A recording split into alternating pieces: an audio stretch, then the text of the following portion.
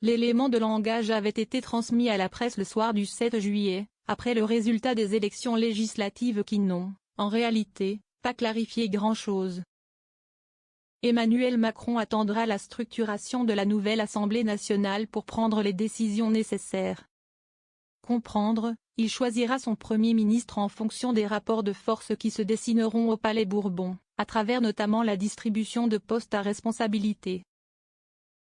Or, avec la reconduction de Yaël Braun-Pivet à la présidence de l'Assemblée nationale, obtenue grâce à un accord avec Laurent Wauquiez et la droite, c'est d'abord le statu quo qui s'impose, car il paraît bien difficile de convertir l'élection au perchoir en projet de gouvernement. À première vue, on pourrait se dire que l'alliance de circonstances entre la droite et la Macronie offre au camp présidentiel l'opportunité de continuer comme avant la dissolution. C'est-à-dire gouverner, à droite, en comptant sur l'appui des élus LR dans le cadre d'une majorité relative. Les comptes ne sont pas bons. Au-delà du risque d'une illisibilité politique liée à la noce avec un parti politique qui n'a pas appelé au barrage aux Républicains au second tour des législatives anticipées, cette possibilité se heurte à deux obstacles. Le premier est comptable. En additionnant les forces du camp présidentiel aux troupes de Laurent Wauquiez à l'Assemblée, on obtient 213 députés. Très loin, donc, d'une majorité absolue, et un contingent inférieur à ce que comptabilisait la Macronie, à elle seule, avant la dissolution, 246 élus. Autre difficulté, et non des moindres, les Républicains canal historique ont annoncé qu'ils refusaient toute coalition et représentation au gouvernement. Raison pour laquelle ils se sont inscrits comme appartenant à l'opposition à l'Assemblée nationale. Ainsi, si la reconduction de Yaël Braun-Pivet au perchoir a été possible sur fond d'accord avec la droite, il s'agissait, surtout, de faire barrage au nouveau Front populaire, afin de neutraliser le bloc de gauche arrivé en tête aux législatives. Nous n'allions pas faire élire un communiste à la tête de l'Assemblée nationale, a assumé sur Europe 1 la députée LR Annie Genevard, impliquée dans le deal entre son parti et le camp présidentiel.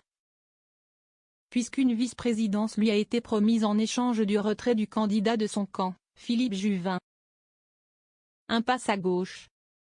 De l'autre côté de l'hémicycle, la gauche continue de revendiquer Matignon et somme Emmanuel Macron de se tourner vers le NFP. Nous attendons qu'il nous appelle, a déclaré dans la soirée Marine Tondelier, opposant les voix obtenues sans projet par Yaël Braun-Pivet au score d'André Chassaigne. Elle fait 220 voix, mais nous n'avons un projet à 213 voix, a fait valoir la chef de file des écologistes. De quoi inciter le chef de l'État à se tourner vers la gauche. Nous n'y sommes pas encore. Voire pas du tout.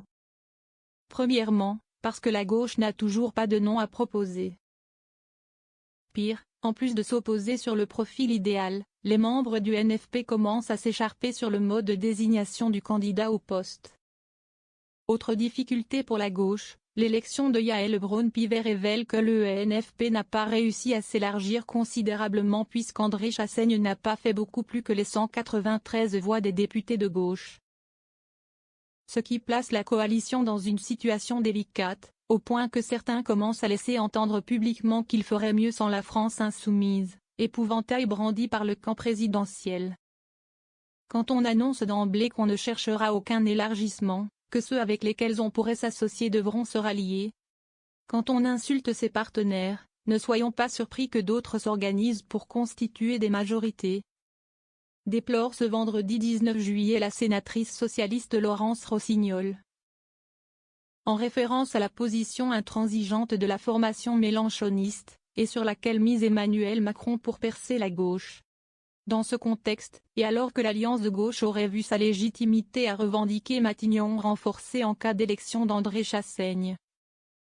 Difficile d'imaginer le chef de l'État accéder à la demande du NFP de former un gouvernement. Avec la victoire négociée de Yaël Braun-Pivet, Emmanuel Macron voit donc l'hypothèse du statu quo se dessiner devant lui. Y compris pour la formation d'un gouvernement qui théoriquement, pourrait demeurer macroniste. Au prix d'une alliance inavouée avec Laurent Wauquiez lui offrant une majorité, très fragile et à l'issue d'une dissolution qui aura surtout produit une progression historique de l'extrême droite dans l'hémicycle. Le tout, en donnant l'impression de s'accrocher au pouvoir après 2 défaites électorales.